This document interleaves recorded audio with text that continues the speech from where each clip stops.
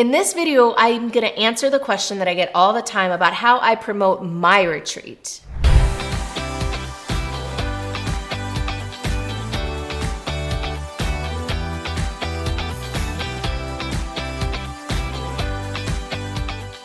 I'm going to share with you all of the strategies that I use that actually work to promote and enroll participants into my retreats.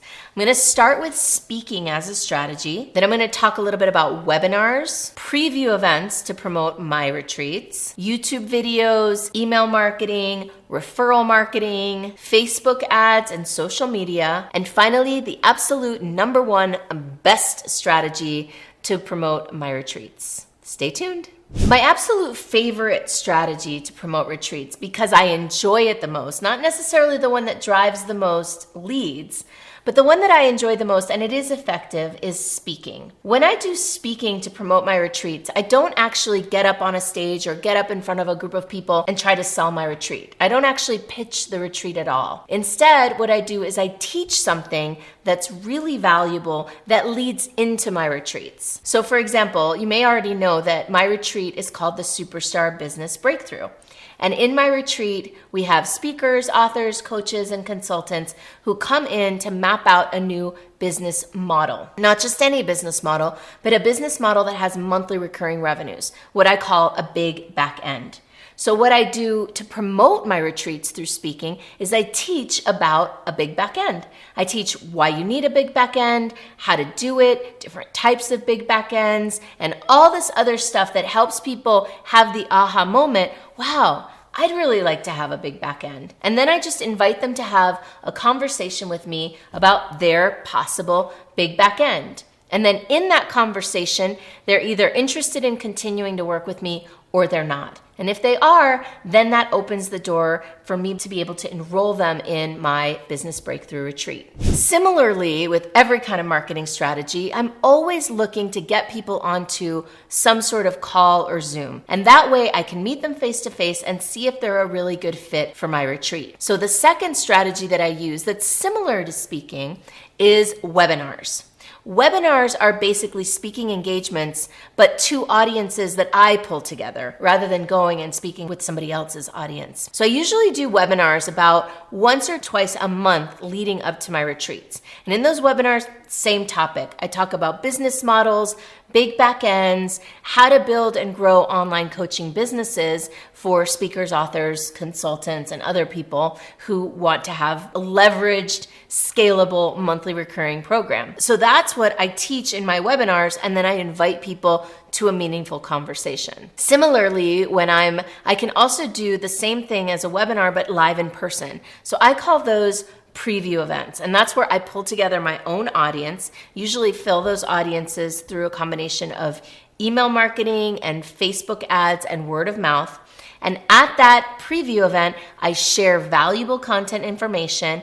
And at that event, a little bit differently than on the webinars, I actually do offer my retreat at the end, because it feels like live in person, I get a closer relationship with people and I can enroll them straight away into the retreat. And for those people who are also interested in the retreat but not really ready to sign up right there in person, I offer the meaningful conversation so we can take at least the next step. Another fantastic strategy is this one right here, what you're experiencing right now, which is my YouTube video channel. By the way, this is a great time to ask you to please subscribe to my YouTube channel so that you'll get notified when I release new videos.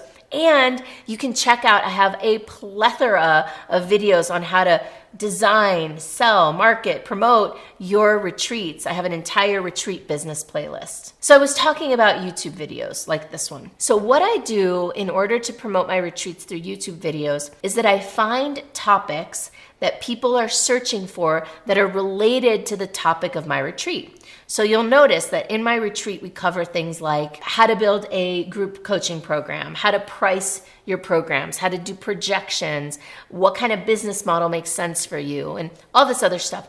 So I have videos on all of those topics, and my videos lead people into my community, leads people onto my list, leads people into a meaningful conversation. And then from YouTube, it basically builds my audience with people who are interested in these topics that I teach about.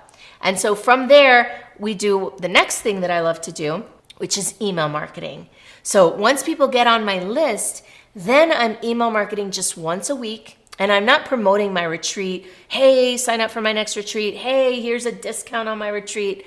I don't do any of that. My email marketing is all about delivering more value and more content. And then at the end of every single thing I do, the invitation is, hey, sign up for a discovery call or sign up for a strategy session, either with me or with someone on my team. And that's the way that we get people into the next step.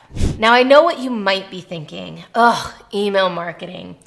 I know, I used to feel that way too, but I have to tell you, it's worth it.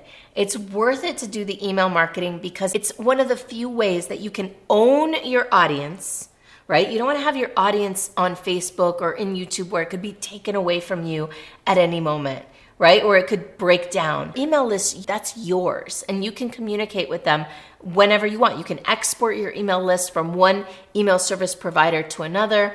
And your email list is something that allows you to stay engaged with people. It's a percolator. It's a way for people to stay warm until they're ready to pop up into your retreat. So that's one of the strategies that I resisted the most because it requires consistency, and that's not necessarily my strong suit. And so I had to enroll some support around email marketing, and that's what I did. I hired a VA, and every week that girl, she makes sure that I write my email. She gives me a little outline. We actually take these YouTube videos, convert them, take the transcript that's free on YouTube, and convert them into a blog post, and take that blog post and turn it into an email blast. So now I'm repurposing content that I already have in order to stay engaged with my audience on a weekly basis. Now let's talk about Facebook ads. Facebook ads, everybody loves them, and well, not everybody, but a lot of people love them and swear by them. I'll tell you the truth. Facebook ads have not worked to get people into our retreat directly. In other words, posting an ad for our retreat on Facebook has not generated the kind of leads that have converted into our retreat. But what has worked is using Facebook ads to to get people onto our email list by offering something free, or to get people into our webinars and events. That's worked really well. So I don't see Facebook ads as a direct lead into your retreats, but they are a way to start building your audience that can start to percolate and then pop up into your retreat. Organic social media, on the other hand, is also an interesting thing. Now, the best way that I've found to use social media is to create some sort of group or container of people that are interested in what you offer. So sending people from your website, from your email blasts, from your blogs, from your YouTubes, and gathering them together into a Facebook group, and then communicating with that Facebook group is another way to keep people engaged and let them percolate until they're ready. So notice that a lot of my strategies are about capturing people, but then keeping them engaged and keeping them warm until they're ready. And then when they're ready, into a conversation, a meaningful conversation, discovery call, strategy session to get them into your retreat. And then almost second to last strategy is referrals. Now, the way that we use referrals is really unusual, actually, and I haven't seen a lot of people do it this way, which is that inside of our retreat itself, we do a session towards the end of the retreat, once people have had a really powerful and amazing experience, where we guide them into thinking about the people in their lives who could really use a similar transformation.